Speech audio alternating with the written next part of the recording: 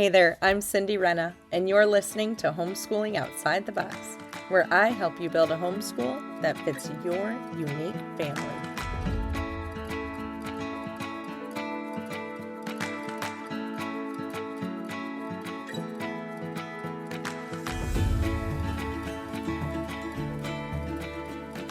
Hello, and thank you so much for listening. I am so excited about this show today. This is something that I've never actually done before.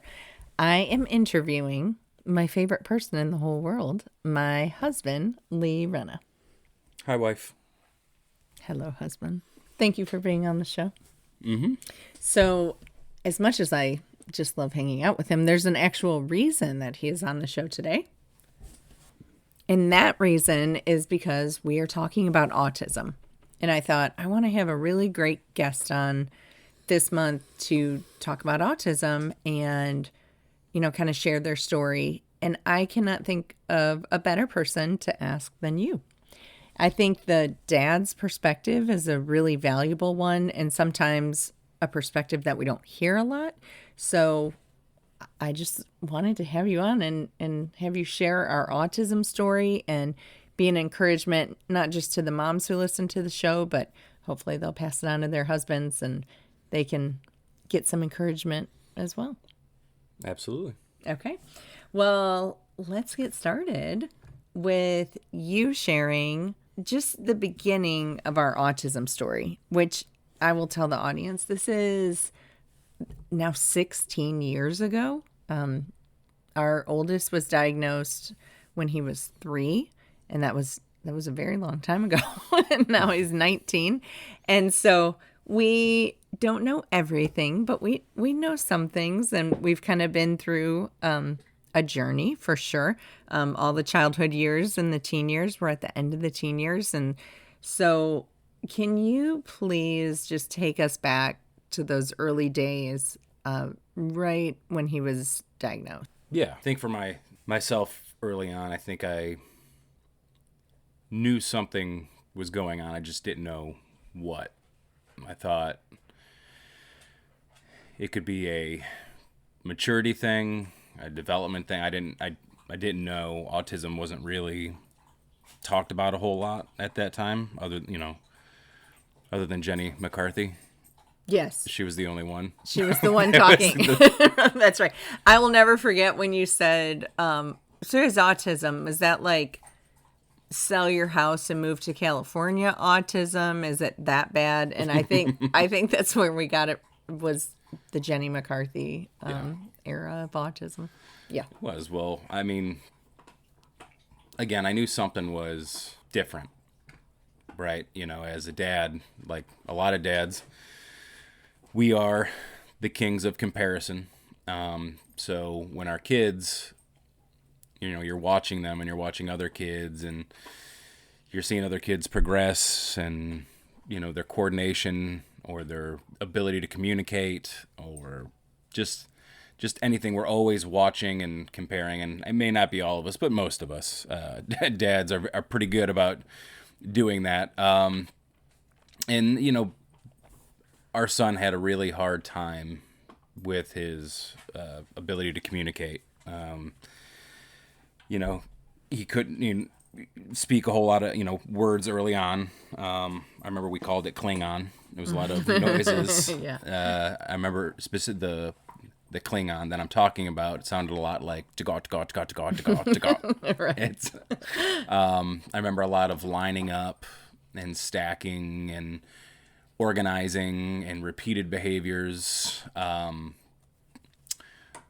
certain things that would trigger, what would inevitably we would find out were meltdowns and, just all of these things that weren't making sense, but I didn't have the knowledge to put it all together and put a label on it.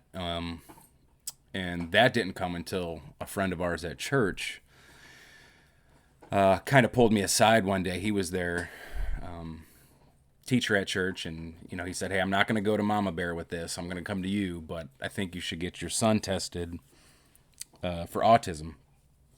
And wasn't offended or wasn't. I just I didn't know what to do with it. And so I remember coming to you and talking with you about it. And I remember you were offended. I remember you were upset. And it's hard with your first kid because you don't know what, we were like, that's just him. That's just how he is, and Yeah. you don't really know the difference, I guess. Well, I think for me, it was okay because I suspected something was going on.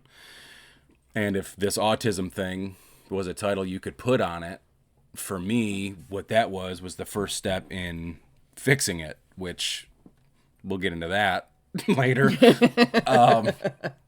And so I remember the first thing was we were advised before the autism test to get his hearing checked. Yes. And we got the hearing checked, and they wanted to put tubes in his ears, and then we were like, okay, well now he can hear, he's going to speak better, and his ability to communicate is going to improve, and that's all it was. But I remember it didn't take very long after that where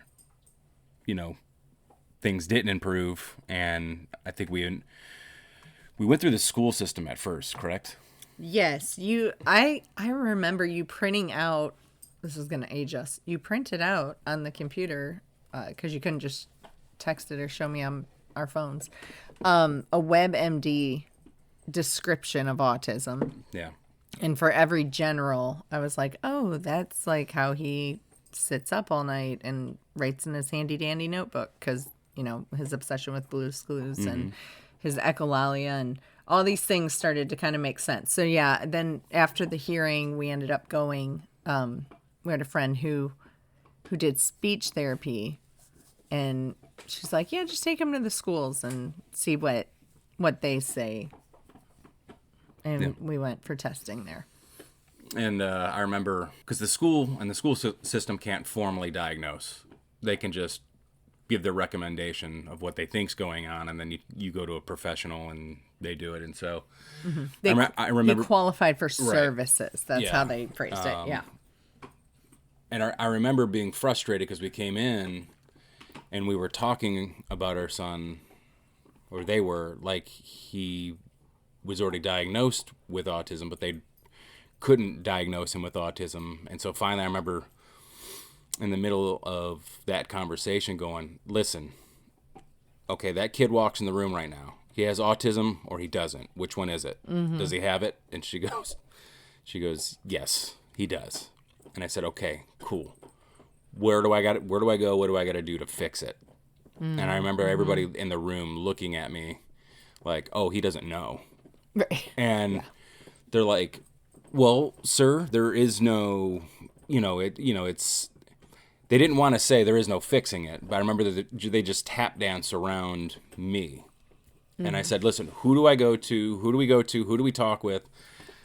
Because for me, growing up, like, not to get weird, but, everything that has come to me or us there was no easy road for any of it. Yeah.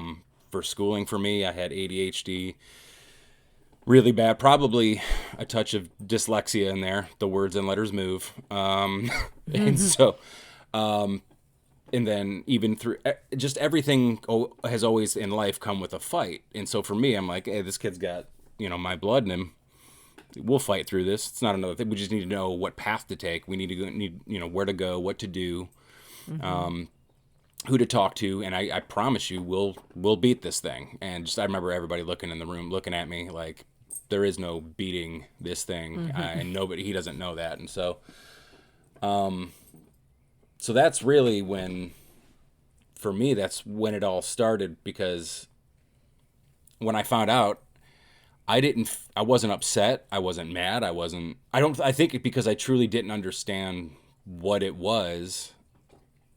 My whole mental state was, all right, well, I got the title, I got the name, I just go find someone to help fix it, and I can help my son, and then that's it, right? And so there was just this, and honestly, not to go to the 10-foot end this quick, but I think that's where, like, I would say for a lot of guys, but I think that's where the denial part set in for me. It was like right out the gate. And it was denial based off of ignorance because I just didn't know.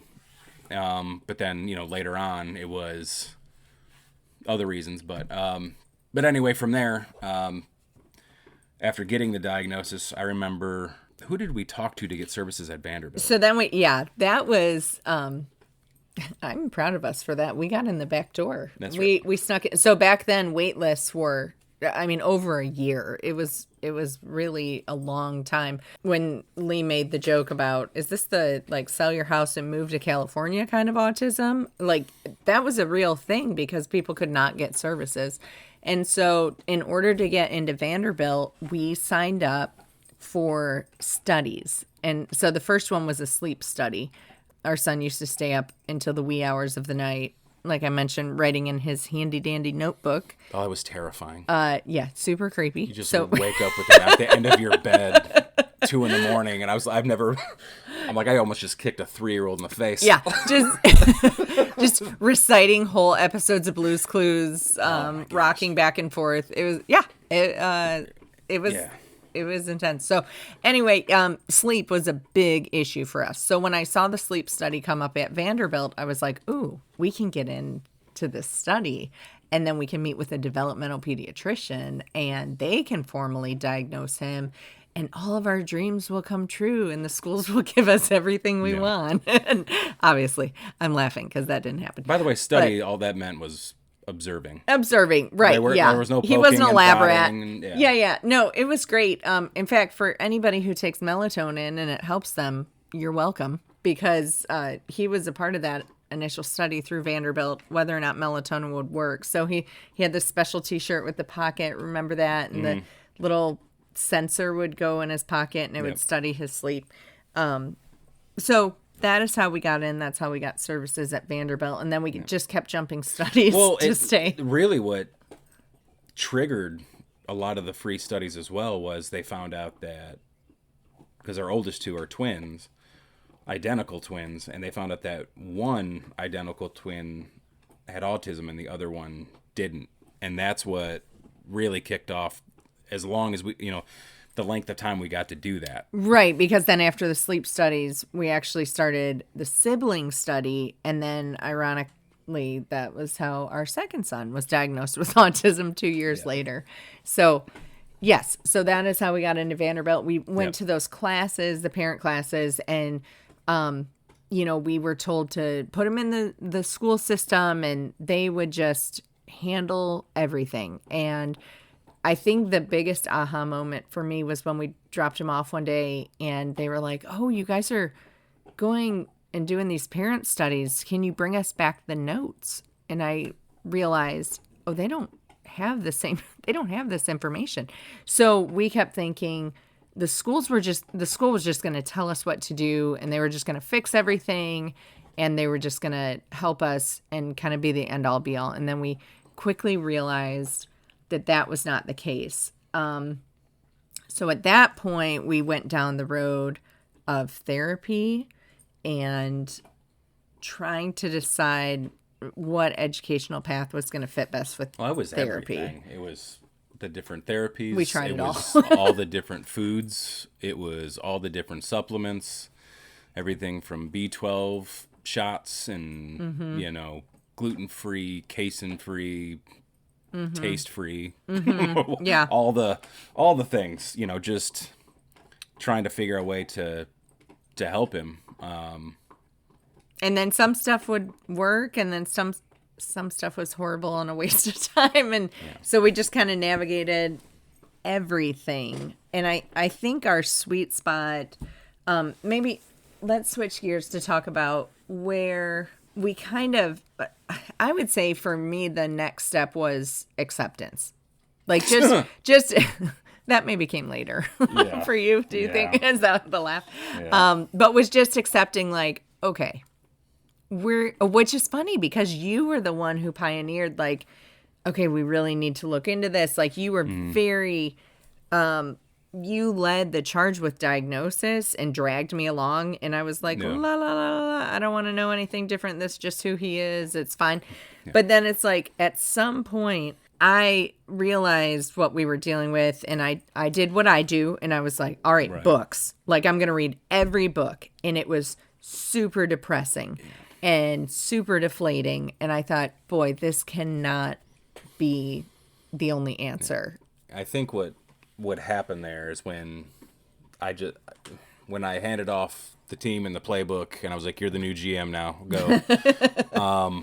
Was I realized, because everything associated with a better life for him and therapy and food and supplements and everything else all came at a cost, a financial. We just weren't there. I mean, I had just gotten out of the Marine Corps a few years earlier. I was doing landscaping. And so for me, it was, okay, I've got to find a way to go hunt and bring back, bigger kills. And I remember handing that, of course, you just like you do with everything, right? Once it has your attention, you're dedicated to it, and off you ran. And I did the same thing, but on the career side. But I think in doing that, when my brain kind of, while still figuring out this whole autism thing, when I handed it off to you and then went to go find the money, I think that's when I left denial through ignorance of not, because I didn't know what autism was, and then I went. That's our dog. Our dogs are recording with us. So. And then it went to, all right, I'm going to hammer down on the career thing to provide for us, to make sure everybody has what they need.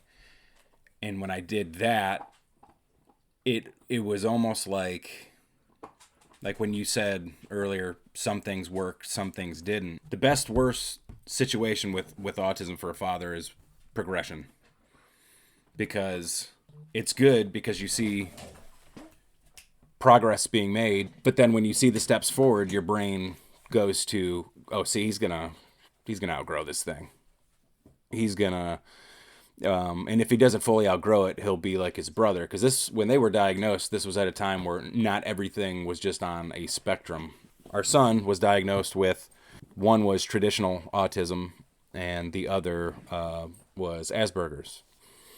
And so, two different things, but then eventually ended up on the same. And so for our one son being higher functioning than the other, I just assumed it was a catch-up game. And so every sign of progress, I chalked that up as a W, and that he was gonna, outgrow the thing. He was just catching up to Jackson. He was a late bloomer. He was slow to get there, and that continued. I would ask people who hadn't seen our son, other family who would come and visit. I'm like, hey, have you seen progress? And yeah, no, the way he's communicating, he's every time. I remember the term, leaps and bounds. He's ahead of where he was last time. And so that fed into the denial piece of what was going on. I think if I were to put a number on it, that lasted 14 years, give or take. And so I really appreciate your honesty, honey. Yeah. Those were hard years, but yeah, but okay. And you call them the denial years. Yeah. But it's also circling back to what you said about providing.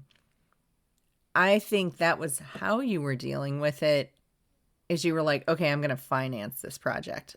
It took both of us, because we kind of skipped ahead. We found a therapy after trying many therapies that we really started seeing some progress. And that was the Sunrise program, which I've talked about a ton and I will link to in the show notes. But part of that program, at least at the time, now they've got an online course, but back then you had to go to Massachusetts, go to the parent training, stay on campus. And telling us that at that time, we had, what would you say, the boys were 3, 3, and 2 when this was happening. Our daughter was not born yet. And so that was like saying, you have to go to the moon. Like it was that unrealistic for us to get there. But when we realized we really wanted to chase that, we went all out. We did fundraisers. You know, we did what we had to do. You worked so hard. We saved money, and I went. And then I came back and kind of had the information, and we came up with a plan, and we were kind of working through the therapy together. And that was at the same time. So the program actually recommends that you homeschool as part of your education. So that was new, because at this whole time, our kids were in, well, 2 of them were in a little private preschool. But then the one who was diagnosed was in the school system because, like I said, we thought they were just going to give us everything we wanted and help us fix this problem. And that's not at all what happened. The magical IEP. The magical IEP, yes. If you want to know the worst version of yourself, go to an IEP meeting. And that's so. But all this time, Lee was working and had a lot of travel with work, and things were just super intense. And so, while I ran the program at home, I mean, I couldn't have done that, or we couldn't have bought the supplements and all these other things that we did if you weren't doing that part. So it really took both of us. But the homeschool piece, that is actually going to be a whole nother conversation. Teaser. Lee's going to be on again. My idea. Yes, all his idea. I think when they graduated, you were like, yeah, that was a good idea. I'm glad we did that. I'm glad I thought of that. Okay, so in the childhood years, those were hard years. I don't even remember. I mean, just large chunks of those years have disappeared from my memory. I also had undiagnosed celiac disease, was sort of dying for a while. Yeah. Exciting times.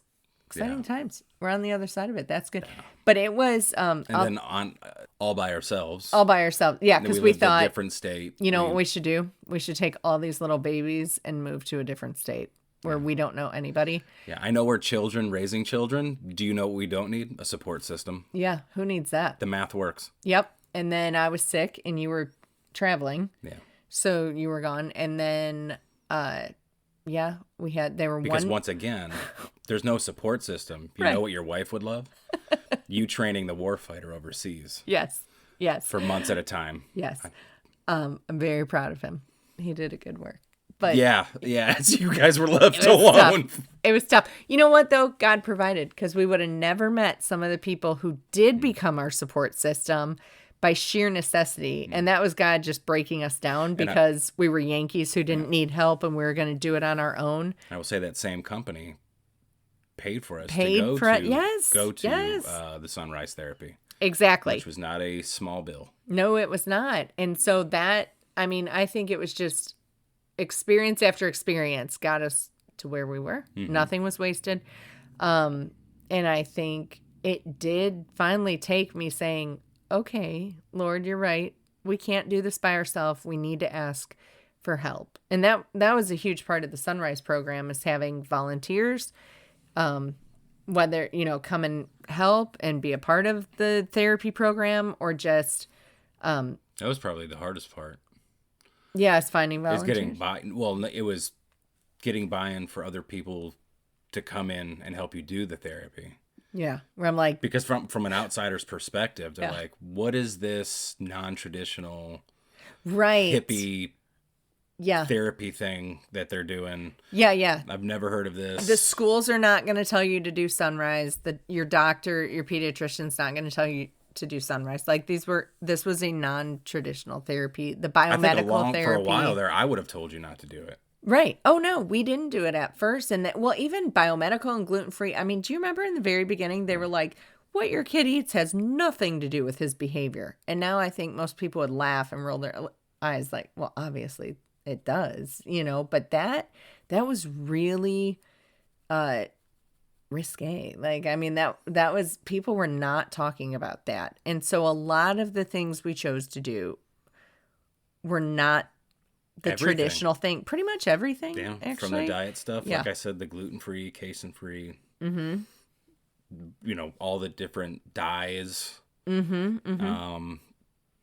to the supplement stuff. And truth be told, I mean, you were the one doing the research on it all, and I was the one who was like, cool, we'll pay for it, but I don't like this because none of this food tastes good. Yeah. And it all costs every dime I'm making. It does. And then I ended up with celiac disease. So it really worked out, not because of that. Like, it turns out I had celiac disease. So it was all, for something. And I remember I was like, I'm not paying like 2 or 3 different grocery bills. We're all eating the same cardboard. I was like, I don't care. So we all went down together. But then it was crazy. The craziest thing happened. It worked and it helped. And although we didn't, quote unquote, fix the boys, I remember when we made tons of progress. The first time I realized that the diet thing worked was our son had gone for, I don't know how long, a good bit without, I mean, just eating the way we wanted him to. And I remember the meltdowns decreased significantly. Mm-hmm. And at that time, I didn't realize it. But then I remember a family member of ours gave him a cupcake. Mm-hmm. And that night he came home that night. And just, it was like a completely different kid. Yep. And I remember calling and going, what did you give him? And they told me I remember it was a cupcake, all these different dyes, all these things, gluten, dairy, I mean, the whole thing. And that was the first time I really looked at it. I was like, okay, maybe there's something to this diet thing. Yeah. And my wife's just not a crunchy mom. Yeah. Turns out what you eat has an effect on your body. But we didn't, I mean, that was not like a proven thing. Again, your pediatrician was not going to tell you that. It was and I didn't come up with this. I read lots of books, which I will link to all of these in my autism Substack article. But that was hard. I would say if we weren't fully committed to each other, like, I don't know, maybe the travel was a blessing because we might have killed each other. Yeah. I remember, like, we tell that story all the time, especially when we first got here where we live, and of coming home from work. And I remember I would turn onto our street and just pray. I'm like, please let the van be in the driveway. There's no way she's going to be there today. Like, because just how exhausted you were. There was 3 toddlers, no support system. I'm always gone. It was just. And then they all ended up, 2 ended up with autism, 1 has ADHD, and then I got diagnosed with celiac. Yeah. So that was just a little perk. And then we were like, you know what we should do? We should have another baby. And we did. Yeah. Once again, do I get to take credit for that one?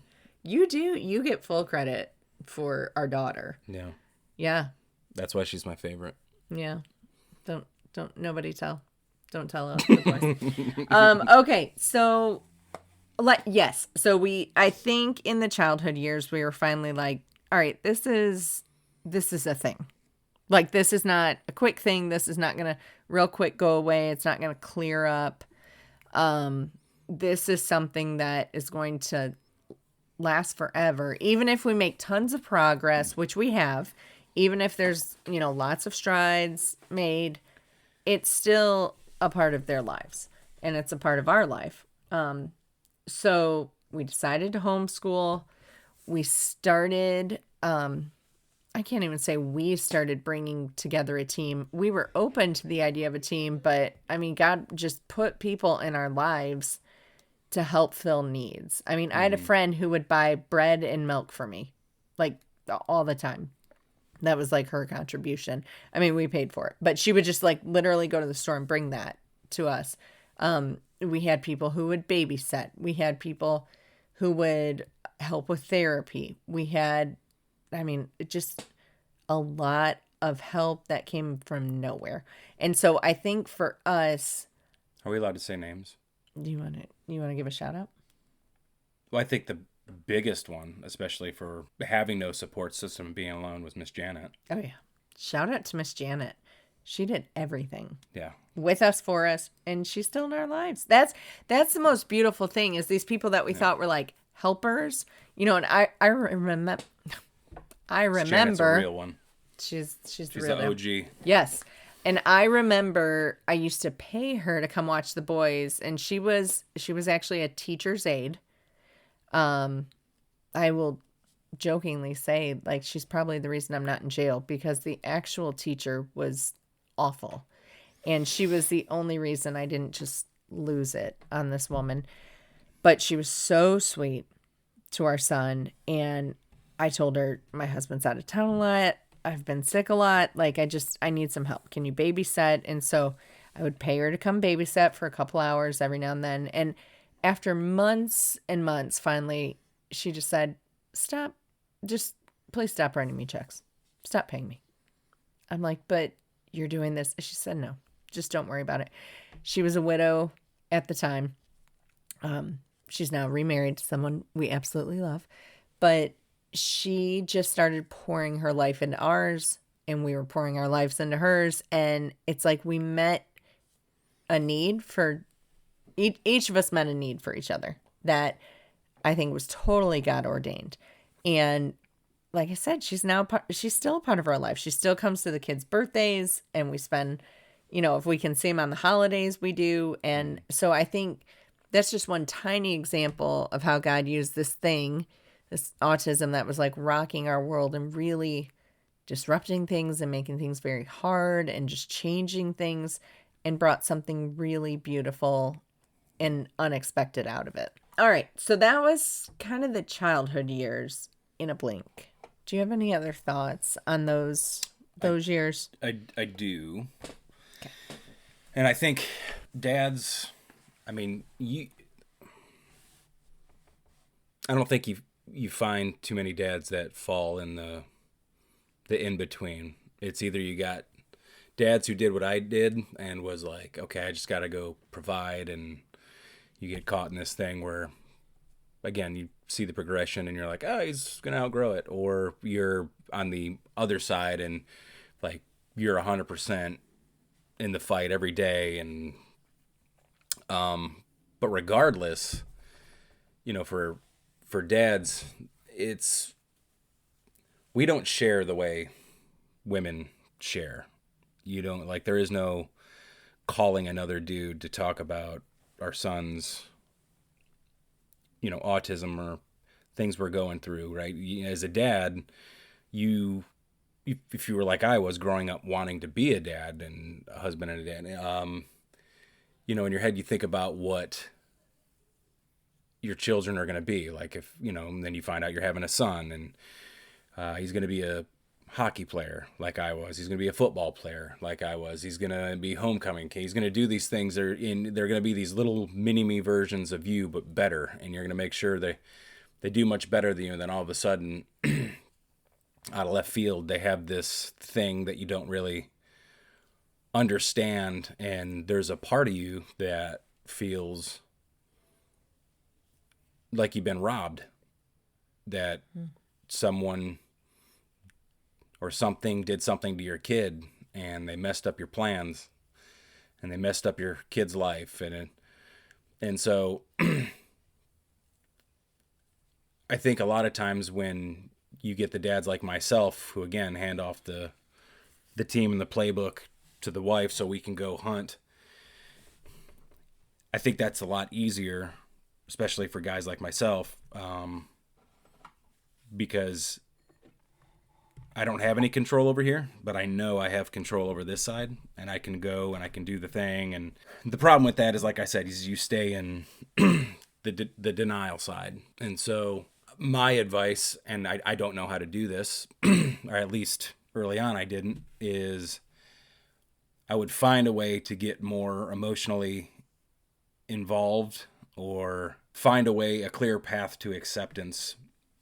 Otherwise, earlier it was a joke, but it wasn't, right? I think it was like 12 to 14 years when I finally realized, like, oh, this thing's not going away, right? And, I wasn't like I abandoned anybody. It wasn't like, it was just like, I never really fully appreciated the autism. I was always trying to make it go away, or I was hoping it would go away when the autism and the kid aren't two different things. They're one and the same, right? And so, and I remember that day very clearly because we were at the pool. Yeah. It was, early summer, and we brought the kids, and we took our eyes off our son, who at the time was, 13, 14? Yeah.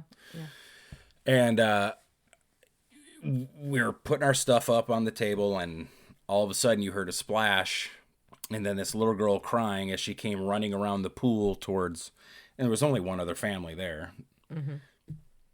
And I looked at this little girl, she, Ben being, our son being 13, 14, whatever it was at the time. And this little girl was probably 10, 9, 10.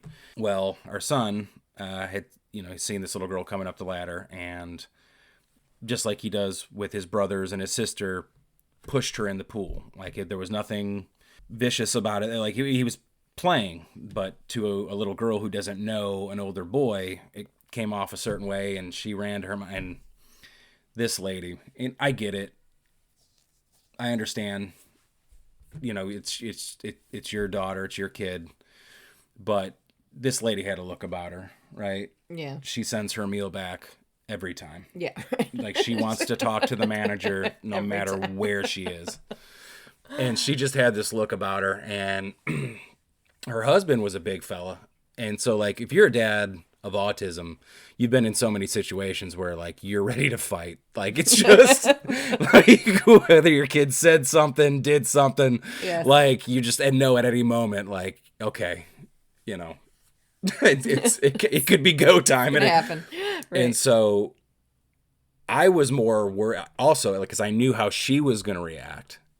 I was worried about how you were going to react. And so I'm sitting there and I'm connecting all the dots. I'm solving string theory of how this is all going to go down. Right. And sure enough, she comes out of her chair, and your son, I forgot who even said it. Because we started apologizing. I'm sorry. He didn't mean it. He's on the spectrum. We took our eyes. It's our fault. We took our eyes off him, and like she wasn't having it. We could have said whatever. It just wasn't, like, she had to make her point. And I remember looking over at her husband, because I was like, all right, big fella's still in the picture. Like and if he wants to come over the top ropes, I got to be ready. And I looked at him, and I remember the husband looking back at me, and he was like, yeah, like, that's what I got to deal with every day. He was just like, you enjoy that. Thank you for the break. And so anyway, I was like, buddy, get your towel, get your stuff. And I remember I took him home, and I left you guys at the pool. Yeah. And I remember we got back to the house, and I was making him lunch. And I remember looking up from the counter, and he was sitting at the kitchen table. And he had Legos in front of him, and he was like, Dad, look at this. And everything that just happened, that whole scene just wasn't on his radar at all. It was like, it never happened. And my blood pressure's still going. Right. And I remember that was the first time I looked at my son. And again, he's 13, 14 years old. And I remember breaking behind the counter and started crying, like, because I was like, it's not going away. Yeah. Like, it's here. And so, I mean, that's why, like, when I'm talking, with other dads, or like, especially young dads who, have young kids, it's just like, come on, dude, whatever I can do to get you there before 13, 14 years old, I'm going to try to do, like, because it took me a long time and it wasn't like, again, it wasn't like I was ignoring my son or anything. Like, it was just like, it was at that time, I finally accepted everything, him, the autism. And that was when I first started, like, I'm going to, love the autism too. Like, that's my kid, and this is who he is. I stopped wishing the thing would go away. I stopped wishing that, to bring some, the normal to him. It was just, I looked at him like, this is my son now. This is just him. And so, yeah. It's like you were waiting. Yeah. Yeah. And I think the other part of that too is, again, just like everything else in my life with the ADHD, right? Like I don't get things real quick, but then when I do, I usually get it better than others. Mm-hmm. You know, all through Sunrise, they're, you know, talking about embracing the autism and meeting your, you know, child where they're at, and, you know, all, and really what Sunrise is it's teaching you to be a better parent, or, I mean, be a better human. Yeah, it's really more for you than for It your is. kid. It really is.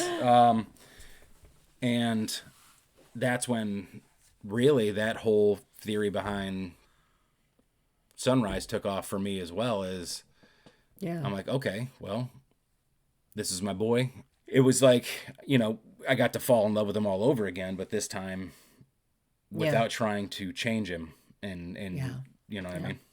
And that one of the questions Sunrise asked that really stuck with me is, they're like, if nothing changed, if your child, how he is today, is exactly how he will be for the next 50 years, you know, for the rest of his life, if nothing changes, like, can you love him like this?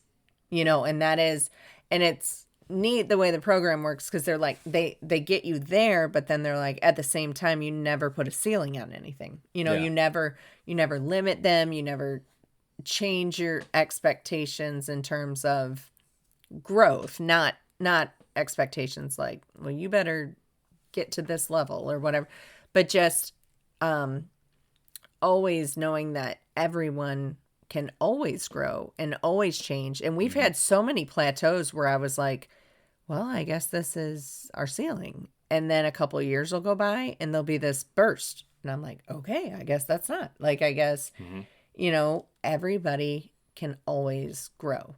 But I think it's so critical, like you said, you have to be able to accept that nothing is going to change and be okay with that. Like, be okay that maybe he never can go to the pool by himself because he just thinks it's hilarious to dunk kids he doesn't know underwater. You know, maybe, I mean, and he... What'd you do if I would have just done the same thing to the mom? Oh, that would have... Just threw her I would have kind of liked that, actually. Hold her under for a little while. Done nothing major. Just set a little panic set in. This is healthy coping that you're hearing. We're not violent people. This is just us processing. But yes, I think the childhood years were very important for us to get to a point where we're like, okay, this is not a catch-up thing. I mean, because autism at 3 doesn't look that different than other 3-year-olds. And then autism at 5 looks a little different than other 5-year-olds, and 7 a little. And it's like the older they get, the bigger the gap gets. You know, so when they're young, you're like, oh, this isn't really that bad. I mean, we can just hurry up and catch up, you know, do some extra worksheets. Like, you have that school mentality. And that is just not true. That is just not who your child is. So even if he can and will grow, I mean, acceptance is really the biggest thing. Just, you know, accepting your new normal, that there is such a thing as normal and you're not it. And that's okay. I would also say too, is accepting him with the ability to accept change, meaning autism pre-puberty and autism after puberty are for us, it was 2 different autisms. So that is true. Okay, that's a great segue. So let's talk about the teen years, because I do think with your awakening and then, like you said, the onset of puberty, like, things changed, and you really are getting to know them in a whole new way, at a whole different level. And, you know, there's a whole new host of challenges, but also, I mean, there's some exciting things where you're like, okay, there's like a freedom in just accepting that you don't have to try to steer them or change them, or you can just really get to know him. I think for our son, he opened up more. And when he opened up more, I found out how aware he was most of his life. And what I mean by that is he would start to share things, but he would share things from when he was like 3, 4, 5 years old. And he would tell stories and you're going, oh, this kid has been 100% aware of everything the entire time. Yeah. There's this illusion there that because they're not looking at you or they're looking through you or the communication part's not there or whatever, that they're not aware. That kid, his entire life has been aware of everything. And his memory is impeccable. Everything that's going on, the emotional climate of the house, everything. And when he hit puberty and after, all of that came to the surface, and he would just tell these stories. I'm like, oh my gosh, he's been paying attention the entire time. Yeah. Yeah. And it's convicting because then you're like, really, you are what matters most. The atmosphere of your home, who you are, how you're feeling, like that has such a profound impact. Even if you don't do the right therapy in quotes, like if you don't fix all of his problems, if you don't figure everything out with his diet, if you can keep, I would say this was true, especially for both boys who are on the spectrum. I mean, they would, when you were stressed at work, all you would do is walk in the house. You said nothing. You didn't have it was nothing. You would just walk in, and what would they ask? Are you okay, Dad? Are you okay, Dad? Are you okay? How are you, Dad? How was your day, Dad? Are you okay, Dad? And they needed to gauge the atmosphere, immediately. I like to think I was an example of peace in our home. I like that you like to think that. I like that you want that. There was a few years there where I was like, I'm just going to sleep in the car. I don't want to interrupt. I don't want to interrupt their day. I talked to Cindy earlier. They sounded like they had fun today. I'm not going to ruin that. But I mean, believe me, I was the same way. And when I would start to get stressed, they'd come over and, oh, it's okay, Mom. It's okay. Like there was just this panic in their voice. Like they needed to bring things back to good. They needed things to be calm. So I would say, I mean, whatever it takes. Sunrise talked about turning down. It's still that way. Yeah, turning down the volume on life. Like anything that you can do to make things a little bit quieter, a little more peaceful, like that made a really big impact for us. And I mean, when we brought them home from school, because they were in public school at first, but when we brought them home, with our first son, that was the biggest jump I saw in his development. He was like a flower blooming. Like, I mean, it was like, he was so tight and pent up and, angry and anxious and all that. And then he came home and it was like this sigh of relief. And he could finally just relax and be happy and have fun and just there's just this breath of fresh air. And so I think we underestimate just how much that matters. Not that your house has to be perfect or even perfectly clean. Lord knows mine has never been. Like that is my Achilles heel. It's fine. We're all fine. It's fine. It's totally fine. The house looks the way it does. It's fine. If we can be peaceful and calm and okay, like they just always wanted to know if things were okay.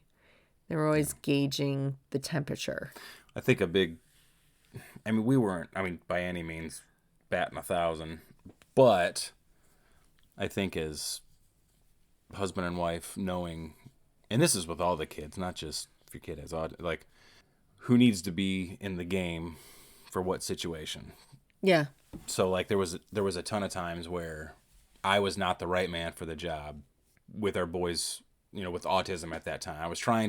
How I was approaching it was not how it needed to be approached. And then so you would step in, or you'd be dealing with our younger son with the ADHD and dyslexia, and he was having an absolute come apart, and I would take over. Mm-hmm. And I'm like, I got him. Yeah. And if there's times where because when you're in the game, you don't know that you're the one that's not supposed to be in the game. And the other one's got to come in and be like, hey, I need you to, like, I know you don't like it, but I got to take you out. Yeah. And I think that helps with that tremendously. Because it's hard. It is hard being a special needs parent. I don't know what the statistic is. At some point I read it was like half, like 50% of special needs families, end in divorce or what. I don't know if it's actually that high, but it's high, and it is a very high stress life. So do not fool yourself and think, oh, this is fine. Like, this is normal. I don't have to do anything different than you do. You need support.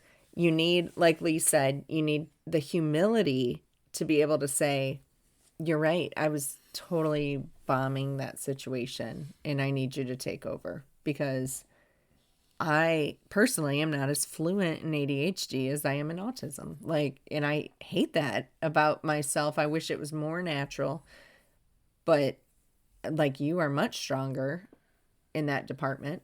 Obviously, you literally speak the language, and so just being able to be okay with it really takes both of you. And like you said, in all parenting, not just special needs, but it's okay. You're not going to be able to solve every issue or know every answer. Sometimes you just have to tap out and do it together.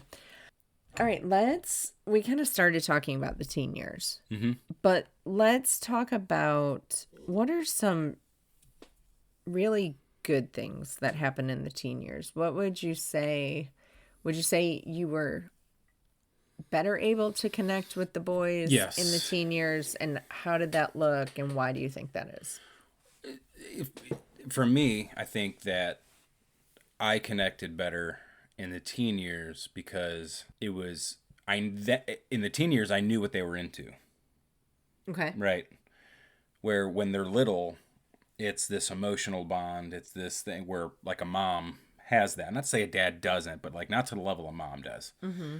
But when they hit the teen years, I knew they weren't huge into sports like I was. That's all I cared about growing my entire life was sports. Mm-hmm. The only show I watched was Sports Center, and I played football and hockey and basketball. I mean, and so in their teen years when it hit, and it was Star Wars, and it was Lord of the Rings and The Hobbit and Narnia and Harry Potter and all these other, and I'm like, okay, I can do this. And Lee, being the nerd he is, already loved those things, right? That's right. I knew. No, you did not. No, I did not. Yeah. Laser sword. I didn't know. But being the great dad that he was, he decided to love those things. I remember discovering Star Wars Theory. It's a YouTube channel we love. Yes. And Super Carlin Brothers. Is that the coffee guys? They're the ones that do the Harry Potter. Yes, theories. YouTube. Yeah. But yes, they also have coffee that branches. Anyway, it was the reading of the books, and even when they were little, I will say one of my favorite things when they were little before the teen years was the storytelling. Yes, I remember. I'm a great reader, but he is a wonderful storyteller, and they had some of the best memories. Yeah, telling stories. Yeah, bedtime would come, and whether it was, I did Harry Potter, but put them into Harry Potter stories, and every night it was a new adventure with them going out, or when I created this story of the whole neighborhood, every landscape on all the houses had different clans of gnomes. And, some were allies, others were enemies, all these things. And there was just all kinds of stuff. And I remember the way the looks on their faces when, I was really just killing it with the storytelling and how engaged they were. But that's also ultimately led in the teen years that into those other things, right? And so when they started getting into all of the fantasy and all these fictional things that I had no clue about, I ended up falling in love with those things. I really like Star Wars, but I fell in love with Lord of the Rings, and I got my collector's editions over there, and not to ADHD this whole situation. Going back to the original question. yeah, the teen years is where I got to connect better as a dad because I identified, it was easier for me to identify what they like and what they love. And, Mm-hmm. I could set up the things that we're doing based around those things. But what was cool about that is I think they seen me going out of my way to Yeah. learn these things and be a part of these things. And now, I'll have one son come up to me and be like, "Hey, your hockey games," and they'll try to start asking questions about Yeah. hockey, Yeah. or my other son is now into baseball, and we play catch all the time, and that's a good time for us to talk about his day and other stuff. And so they saw dad making an effort to bond with them in this arena, in this world, and then they're starting anyway. But yes, long story short is It helps them to make an effort into your world too. Yeah. yeah. But yeah, the teen years for me is when we really started to bond. Not that there was no bonding when they were little, but Right. yeah. So we made it to high school graduation. We did it. We did it. That was Yeah. awesome. So easy. Yeah, I know. I barely worked at all at that. We made it, and now it's the launch. And so, especially with boys, I feel like dads and boys, you're raising men, you're supposed to launch them out into the world. And that looks very different when you have kids with autism or any challenge, or, not every launch looks the same, but in some way, the kid completes high school and then he goes and does a thing that is separate from you and builds his independence and all that. We have one son who's on the spectrum who wants to go away to college, who wants to launch.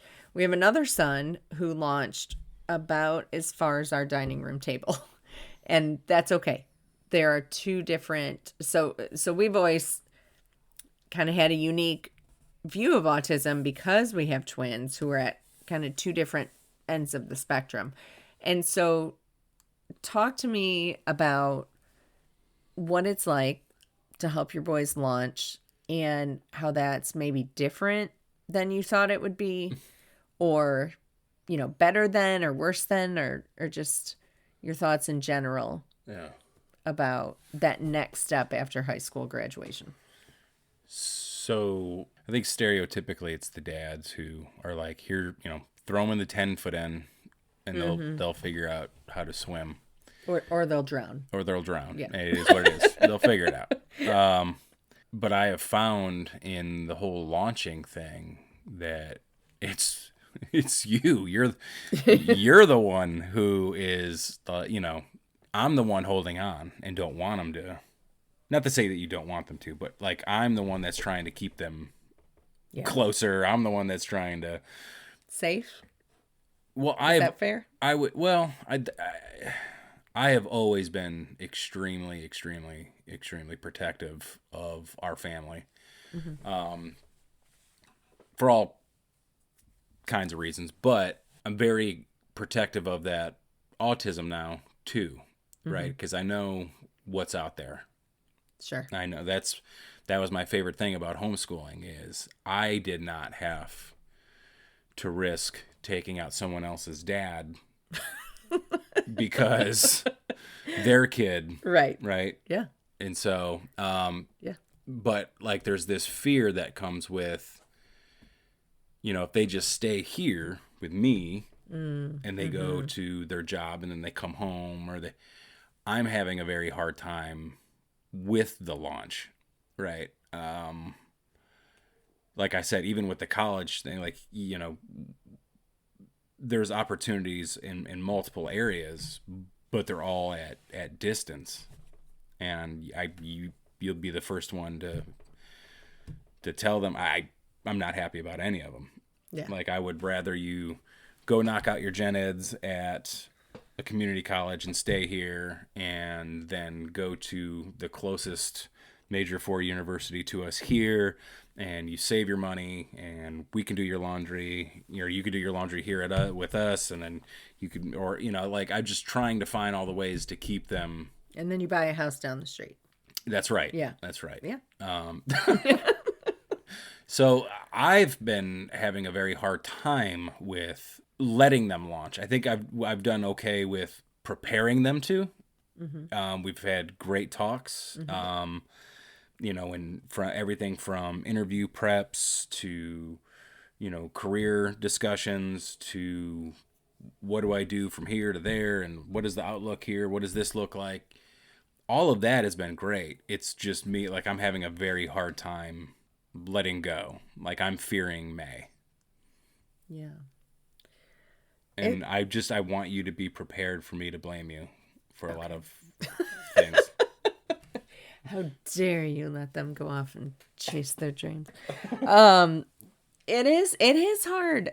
And it's not that it's easy for me. I think maybe as the primary educator, kind of I'm more ready because I've been here for it. I thought that's why it was easier. Like you've been educating them for 12, 13 years now, and you're like, I'm done. I'm over this. Just go. I'm all done. Yeah. That could play a part though. I mean, is that I've really enjoyed a lot of time with them. Like I know that our one son who wants to go away to school, I think he's ready. I think it'll be a good thing. Even though I know it will be a hard thing, and I will probably cry myself to sleep many nights when he leaves. But at the end of the day, it's better than not launching at all. For our son who will stay here, let's talk about what are some options. One wants to go to college and kind of follow a traditional path where he's going to pursue a degree and hopefully get a job and join the workforce. For our other son, he's very self-taught, brilliant at many things, but has no desire to pursue higher education. And so talk about how we kind of helped him decide what to do, because the thing is, and if you listen to this podcast, I'm about raising the standards for the next generation. I don't ever want my kids to feel limited in what they can do because of their challenges. And so even though he doesn't want to go to college, that doesn't mean, okay, I guess you just sit home and watch YouTube shorts for the next 40 years. So talk about how we kind of help navigate using his interests. Like, what were some things that he could do with that time? Well, first off, he realized I was upset about our son going off to college. He said, "Don't worry, Dad. I'm going to stay here forever." I was like, yes, you will. Well done. And we would love that. And can we just take a minute to say, I know that's countercultural, but there's nothing wrong with that. Yeah. Like when you enjoy each other's company, there's nothing weird about staying under the same roof together. That's okay. Because it was something that I thought about a long time for our son, who's more severe, right, on the spectrum. It's, what is he going to do, right? He's got to have something, right? There is no just. And even if, let's stop there. And even if not, let's say he doesn't need anything for financial reasons. Why is it? And I agree with you, obviously. What do you mean he needs something? Purpose. Yeah. He needs, if he's not waking up to a passion or to a goal or to something that helps him feel like he's completed something, I mean, it leads to mental struggles. It leads to for sure. Anxiety. It leads to depression. It leads to... He needs to be contributing to the world. We've flirted with that pretty good recently. And so that's why, like, for him, like, he loves pets. He loves taking care of people's pets and, dogs. And so we have our golf cart in our neighborhood, and that has, a lot of elderly folks and families who have money to pay people to, walk their pets, take care of their pets, pet sit. And so we started a little pet services business for him, and his siblings, help him out. And he finally agreed to me yesterday that he's willing to go over the business plan. That all right, breaking news. It's a 28 slide deck. As the operations manager where I work. How many slides do you think he'll stay with you for? 4? Well, I put a lot of graphics in it. Oh, okay, that's inside. And I was like, okay. Yeah. So, but no, like So taking an interest in turning it into a thing. Correct. That's more of a business. But where I'm struggling with that is finding where his line is, because when it comes to business, when it comes to management, when it comes to operations, like that's my love language. Mm-hmm. Son, we're gonna have the number 1 pet services business in the country. And he's like, really? Because I was kind of good with like 3 jobs a month to start thinking Fortune 500. I'm talking 1,000 golf carts. Yep. Anyway. Which is why we diversify. That's right. Right? And he also has other interests. Yes. That we're tapping into. It is. So it's pet services. He wants to start getting into bees. Yes. And honey, and selling that honey at the local farm market. And his Amazon package just arrived with real. And I got to tell you, with my extensive knowledge and experience with that, I'm super excited. Here we go. We bought a book. It's going to be fun. Yeah. And we have friends who own a farm who are very graciously letting him set up shop on his farm. And then there's YouTube. We got that. He's kind of YouTube famous. I think he might be upset if we say his channel. We won't say it. He doesn't want to become famous or be known but by name or face. He's doing well there. And yes, he does have a YouTube channel that's quite popular. And I'm not even just saying this because he's my son. I work in a technical industry, and I hire people who do this, and his ability to edit audio and video, and he's never been to school. He's like everything's self-taught. Self-taught, yes. He is very, very good at that. And I love that when I say you can make a living doing that. As a matter of fact, Mom and I could pay you to edit her podcast. And he goes, I'll think about it. Yeah, I'll get back. I'm like, come on. Dude, that's an easy W. What do you mean you think about it?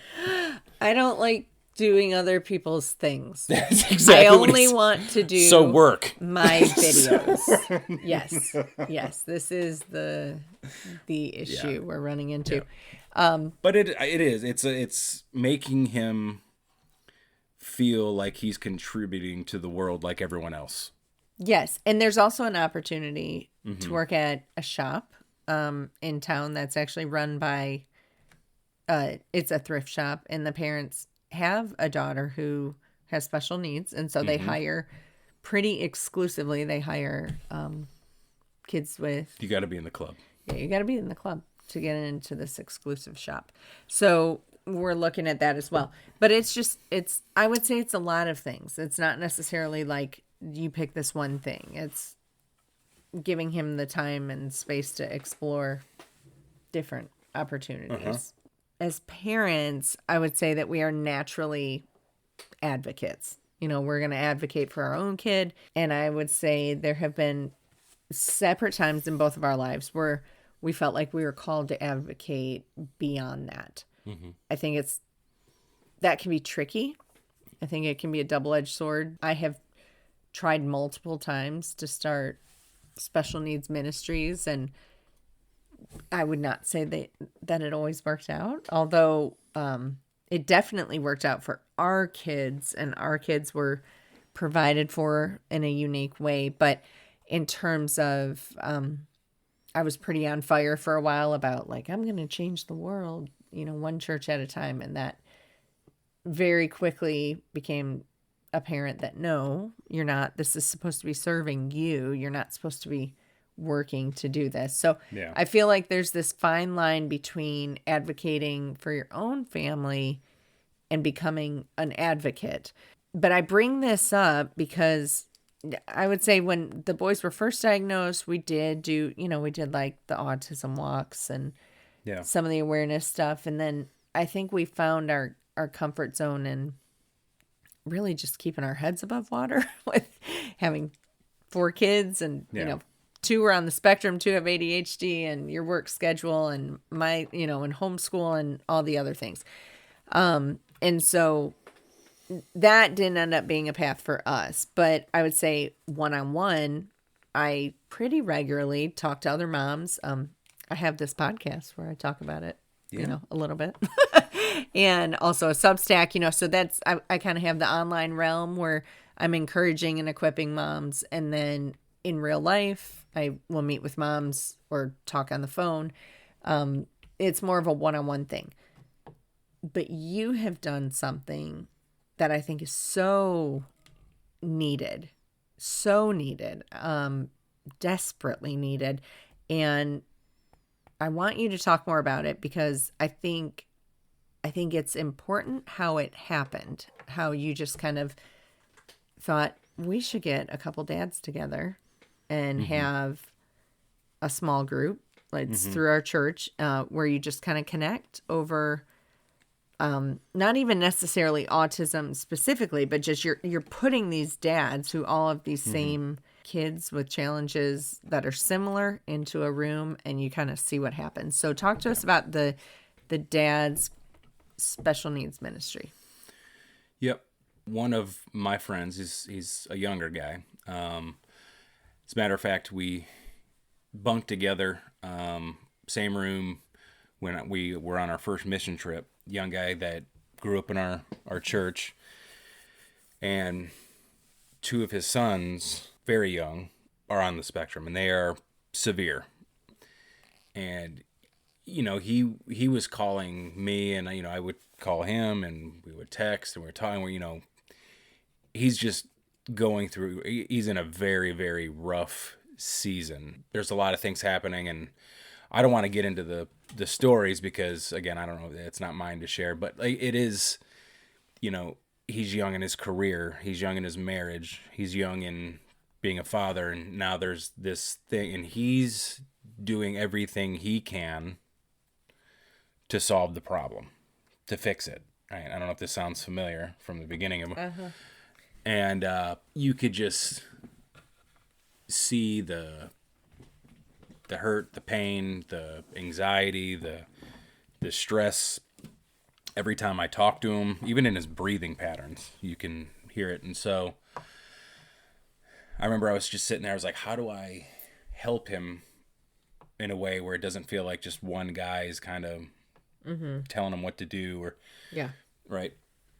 And so there were multiple other dads that I knew at our church that I was friends with, whose sons and kids were on the spectrum. And so my goal was to find multiple men who I thought would do it, but I also wanted them, like, their kids to be at different stages in life.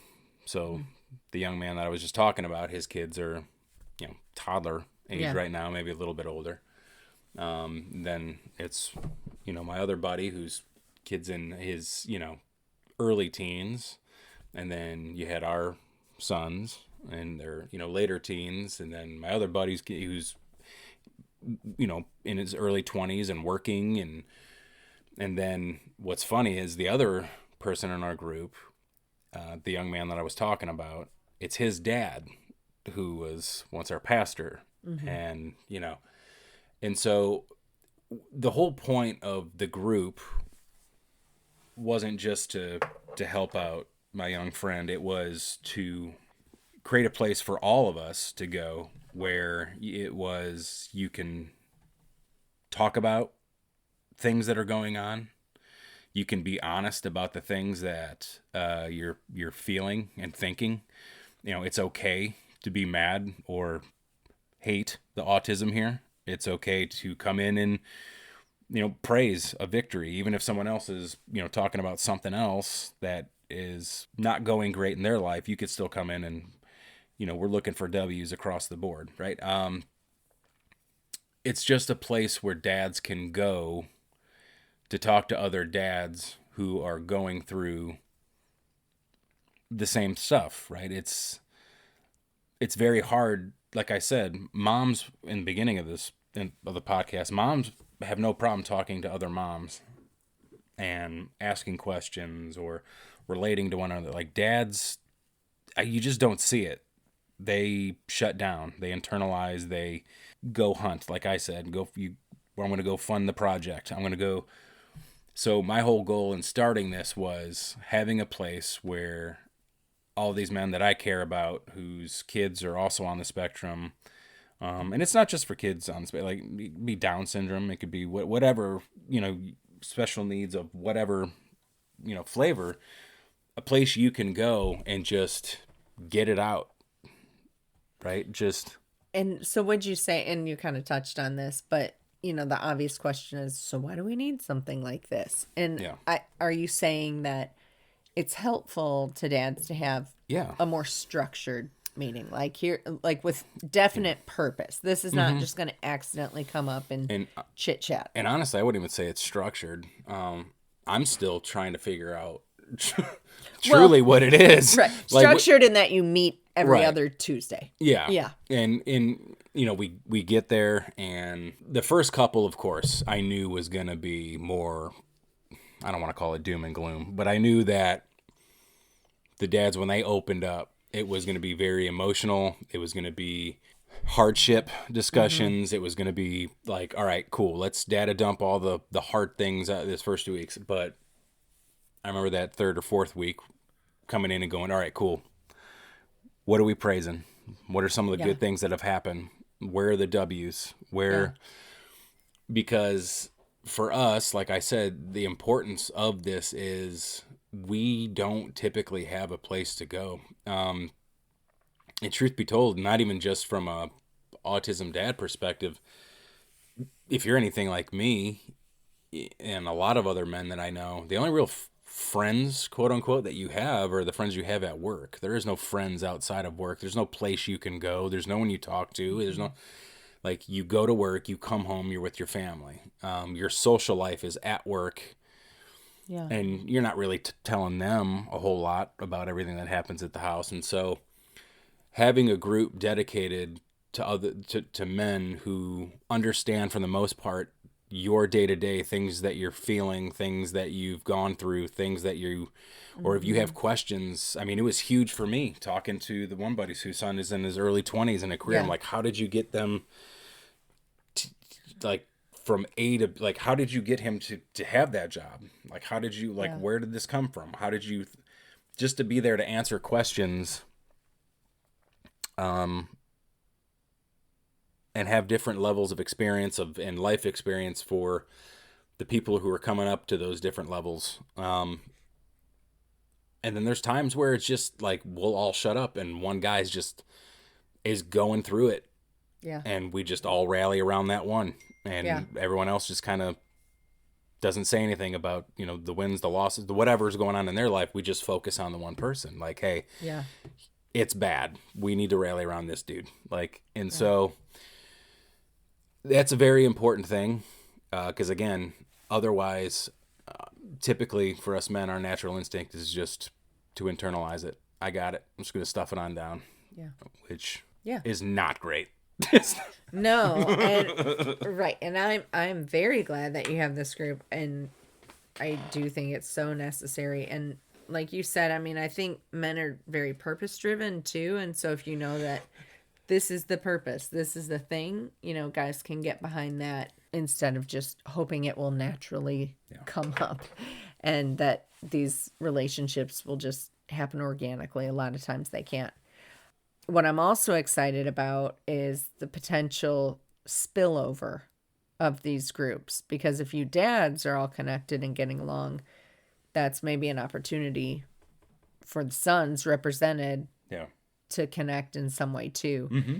And what's ironic is, like I had said before, I think a lot of times these groups are meant to serve the people who need it, but the ironic thing is that the people who need it are also the ones who know best how to run a group like this, or how to, so then you end up in charge. And I do think we are called to advocate beyond our own families if we're able to, kind of in a pay it forward way. And I've seen that happen. There's a young man at our church too who has started coming, who you have reached out to, and some of the other guys have reached out to, who's clearly on the spectrum and needing some help connecting.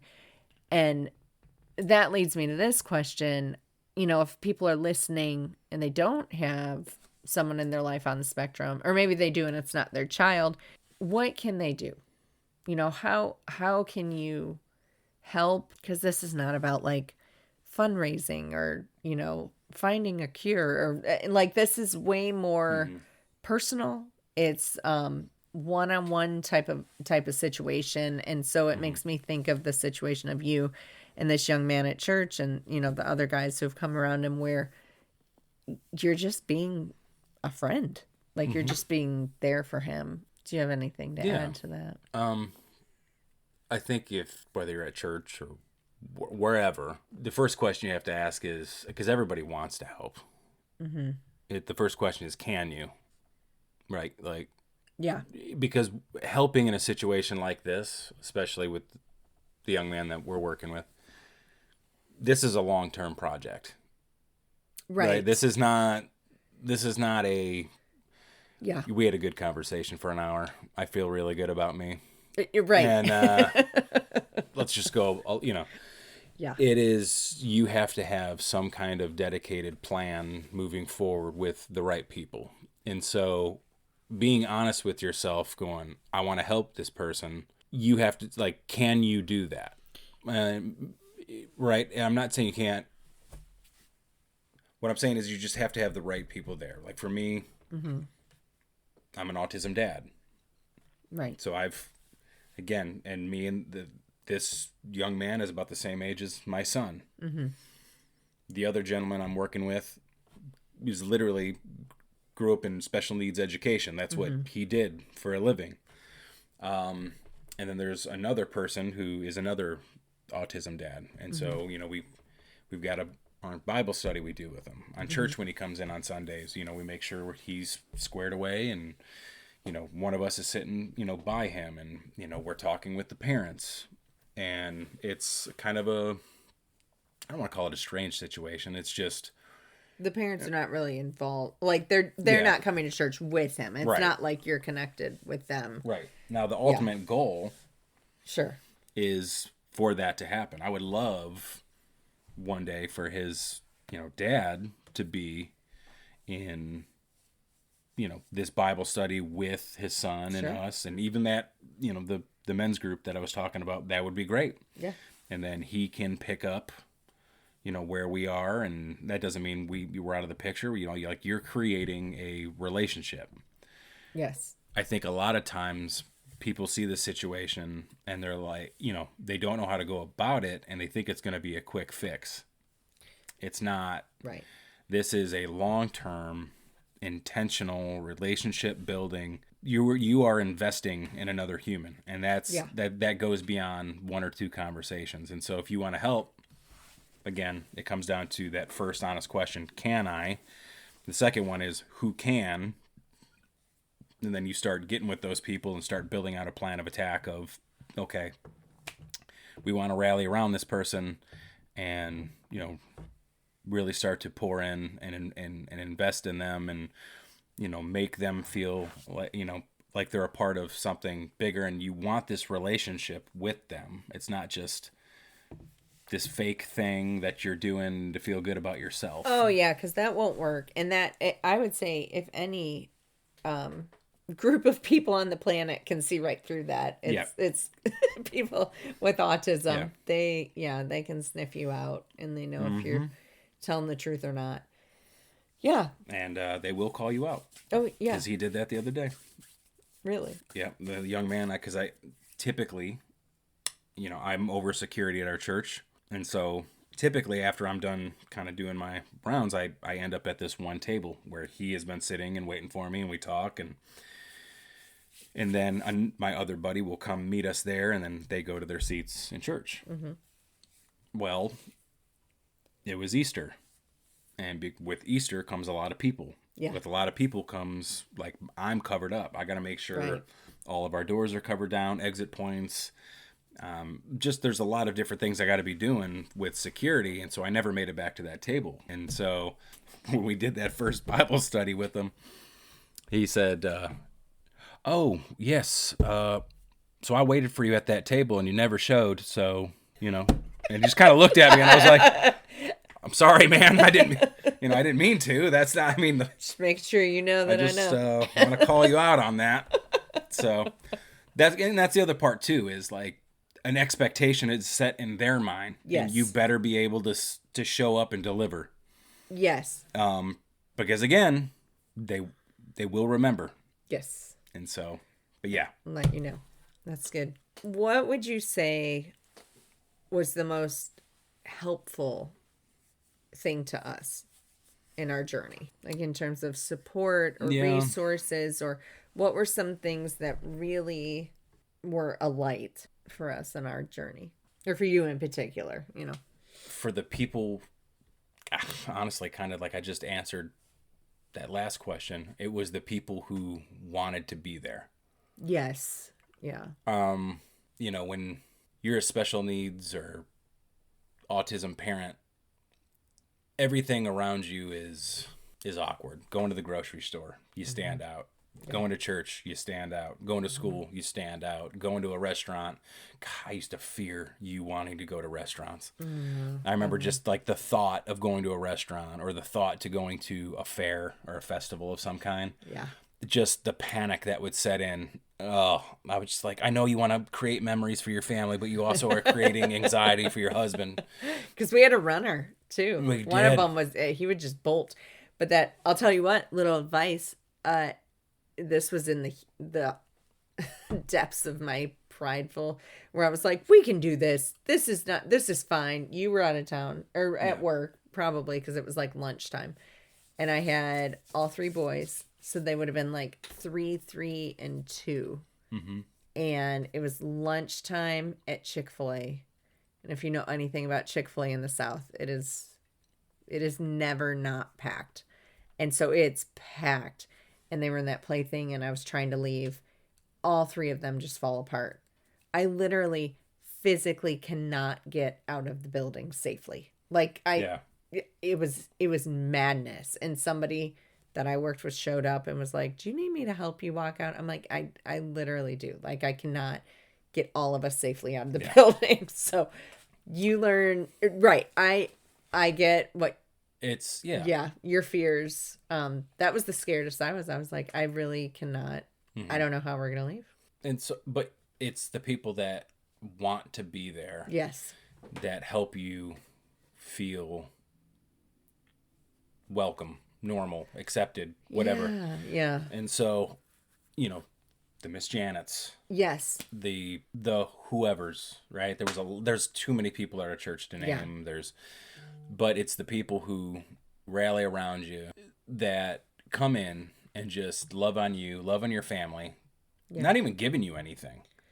It's just, we're willing to, don't worry about coming to us. We'll come to you. Yes. And you're at your house. You don't have to go anywhere. You don't have to, or if you do have to go, don't worry about it. This is perfectly kid friendly. I don't care if they break anything. Like, just little comments to know, like, I know you're afraid to be here, and whatever happens, we're good. We want you here. Yes. Like, just the people who want you, not the people who are willing to put up with you. Exactly. Well, welcoming. You hit, like, that was, and who will treat you with dignity and not, you don't feel like you're always having to explain yourself or excuse yourself or apologize or, people that you can just relax around. And we have some family members who really, I'm like, my goodness, it was just so nice to be able to relax and not be constantly on guard. Yeah. So that was huge. That was the people in our lives were a huge support, friends and community.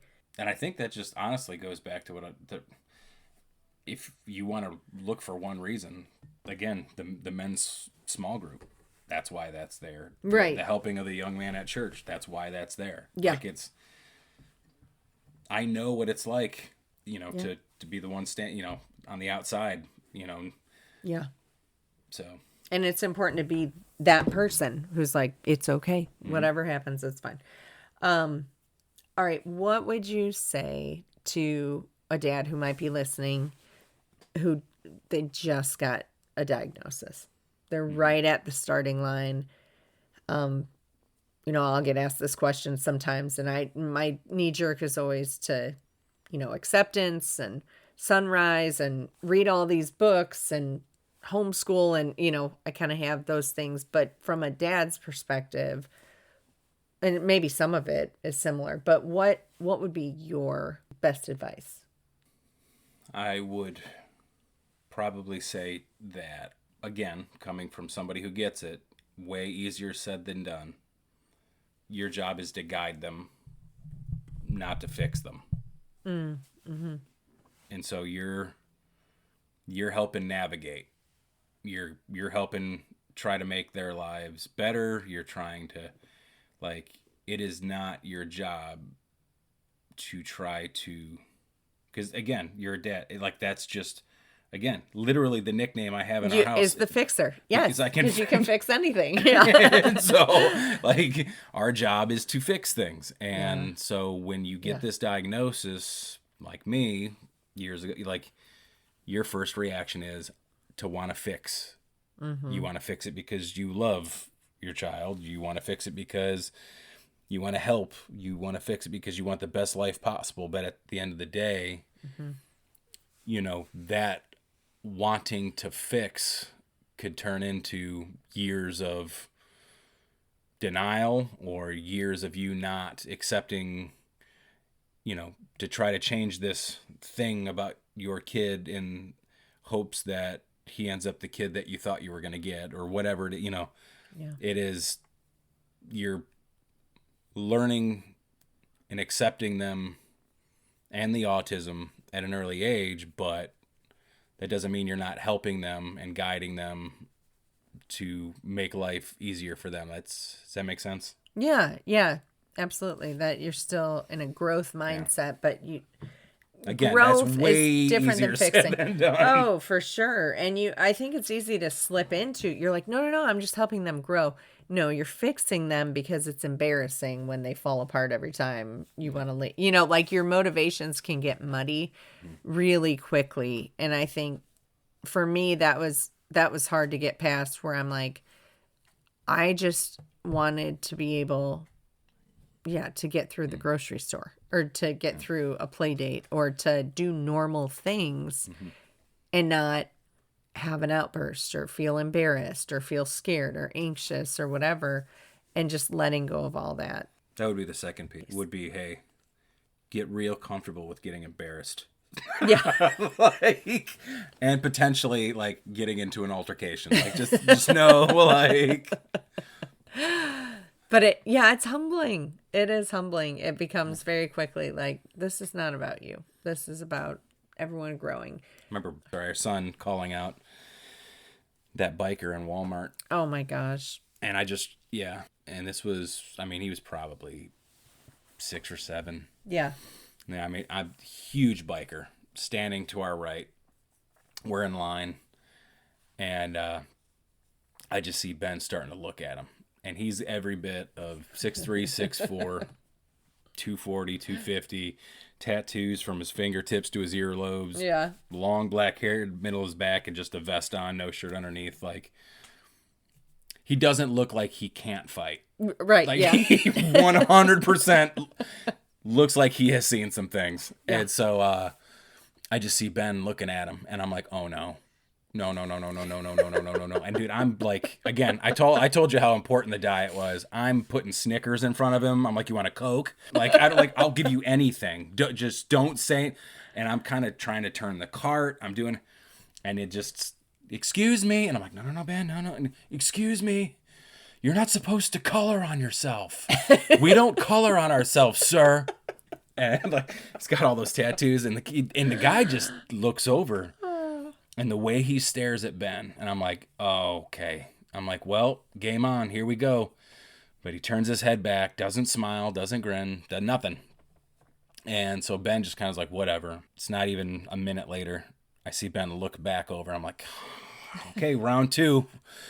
And he starts going, excuse me. Girls have long hair. Boys do not have long hair. You have to cut your hair. And he's just going in on the hair. And I, at this point, am just sweating.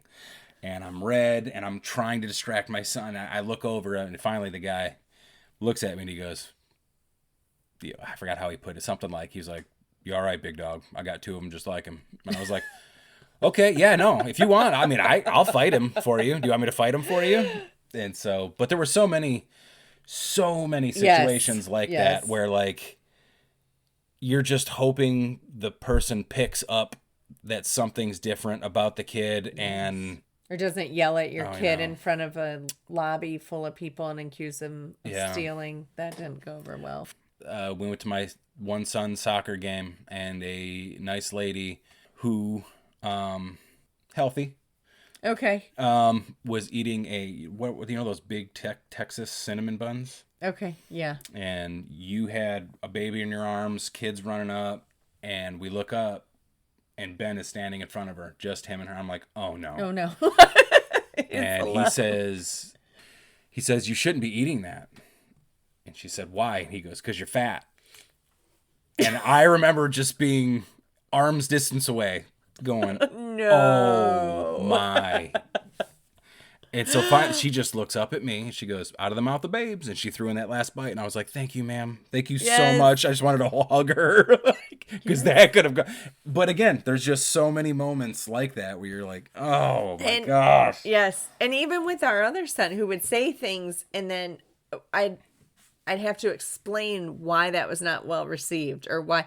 I'm like, okay, this is why they got offended by that. And then once they get older, they're able to go, oh, okay. Like, remember with scouting, there was a lot of things where the one would say something and then he'd say, I don't know why. She seemed like she was upset. And I'd explain it. And then he'd go, oh, okay. But you can't do that for every, how do you teach that ahead of time? Mm-hmm. There's very little generalizing. So, just kind of a lot of moments. Yeah, loose cannon. And so it does help to have a sense of humor. Yeah. It helps to have thick skin.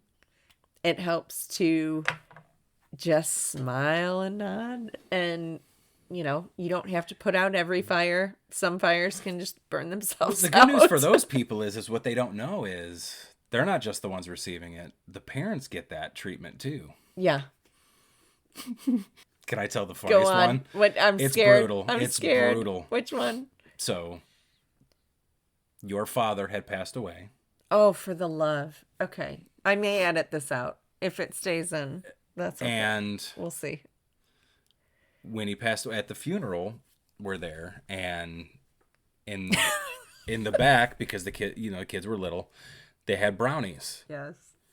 And the kids were playing games in the back and having brownies and hanging out, when everyone was, what happens at funerals. And so I want to say it was like a year later, we're at the table. You had just made brownies for all of us. All the kids are sitting around the table. And you asked the kids, do you like the brownies? Mm-hmm. And Ben goes, yes. Do you remember we had brownies when your dad died? Like, not even Grandpa. Not like, your dad died? Rub that in your face. Oh, my goodness. That was like, I remember picking him up, going in the other room, and I am fighting back tears because I don't want to think I'm laughing at him, but then I want to be there for you. Because he was not saying it mean. He was just connecting dots. Oh, like, it was remember so savage. When we had brownies and your dad died? Those two things happened at the same time. And look, here we are having brownies again. Yeah. I don't want to bring up old stuff, right? I don't want to bring up set, but here, remember this? Yeah. So it's so good to have a sense of humor. It really, I think that got us through many, many, many hard times. It's just rolling with things and yep. And then understanding the heart of the issue is almost never malicious. It's always just some sort of disconnect. But Good times. Good times. All right. Do you have any closing thoughts? No? I took all your thoughts. Well, there's going to be a part 2, right? There is. Okay, so if you've loved hearing Lee, which I'm sure you have, he is going to be on again talking about our homeschool journey. And we kind of touched on that a little bit, like what led us to homeschool in the first place had a lot to do with autism, which is why this episode had to come first. And so we will go that direction the next time. If you want to hear more from Lee, this is not the only podcast he's ever been on. I will link to the show notes. He's been on another podcast talking about hockey. Were you on twice or once, twice? 3 times. 3 times. Mm-hmm. Okay. It was Marine Corps boot camp. That's right. Hockey. There was a third one about being a correspondent or something like that. Okay. Mysterious. So you'll have to go listen to those to hear more from Lee. Thanks so much for listening. And until next time, keep living outside the box.